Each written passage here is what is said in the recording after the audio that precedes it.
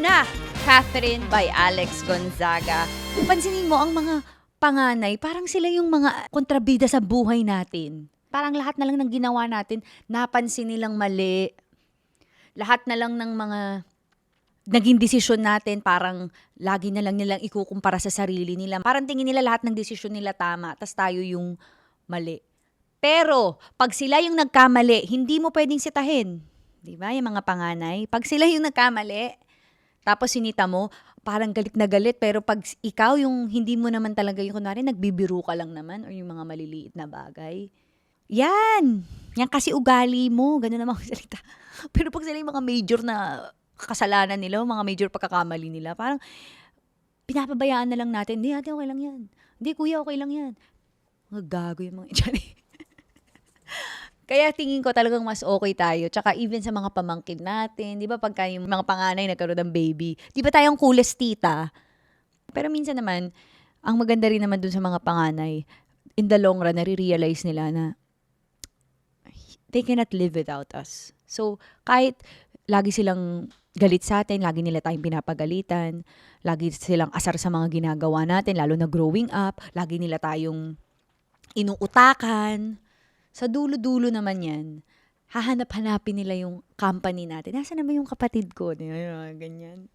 Pero okay lang yan kasi tandaan nyo, kahit na tingin nyo na parang lagi kang api sa bahay mo o parang hindi ka napapansin, tandaan mo, ikaw ang pinaka-cool sa lahat. Kasi bakit? Napapansin mo yung mga ganung bagay, nakakapag-aral ka parang. Kasi madalas, ang panganay, parang nagiging reflection niya ng mga magulang kung ano yung ugali ng magulang. 'Di ba? Ako, ang nakita ko lang panganay is ang ate ko. Para siyang daddy ko na parang mami ko. Tapos si Mikey, para siyang daddy niya talaga. So, yun daw, ang panganay daw usually parang daddy. So, ikaw naman, bilang pangalawa, nakikita mo na, hindi maganda yan. Observe ka. Hindi ko gagawin yan. Na-observean mo, kaya parang nagiging mas better person ka, mas cool ka. Basta yun ang nakikita ko sa ating mga pangalawang anak at mga bunso. Mas cool tayo, mas masayahin tayo, mas malawak ang utak natin, mas tayo, malleable. Wow. Isipin mo malleable yung kapag mayroon tayong gusto, tapos iniba, okay lang, medyo kaya natin mag-adjust. Yung mga panganay kasi kung ano yung gusto nila or kung ano na yung nakasanayan nila, hanggang doon na lang sila.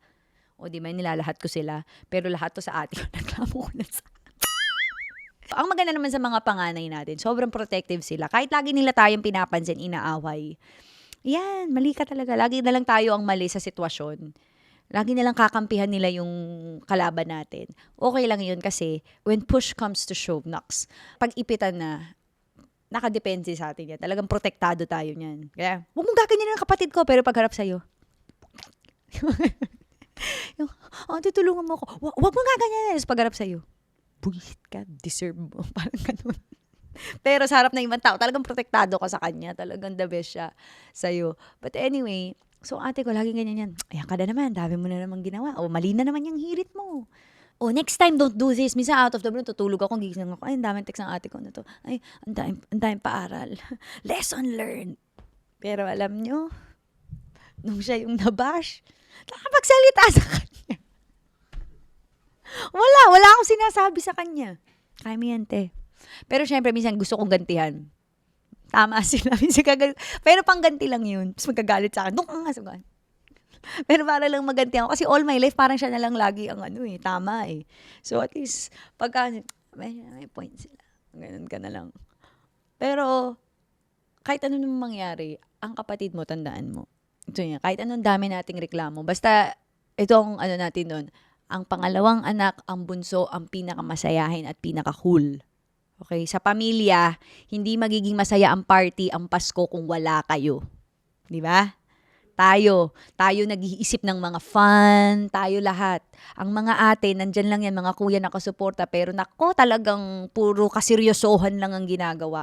Pero tayo talaga yung the best talaga tayo. Talagang wala akong masasabi sa atin. Talagang sagot kita, talagang the best. But anyway, kahit na ganun sila, mahalin natin sila kasi tandaan nyo, ang kapatid nyo, yan ang pinili ni Lord na maging kaibigan nyo. If you really love them and if you really appreciate them, syempre, you will learn to love their flaws. You will learn to accept their flaws, their mistakes. Sa inyong magkakapatid, magkakaroon kayo ng dynamics eh. Pagtandaan nyo na, malalaman nyo na. Lalo na pag may mga asawa na kayo. And talagang na ano kayo ng parents nyo na mahalin ng isa't isa. Makikita nyo yung dynamics ng mga kapatid nyo. So, minsan, parang, kunwari, aandar na naman yung ugali ng kapatid mo. Parang, accepted mo na and then you'll just go with the flow at ganun din naman siya sa'yo.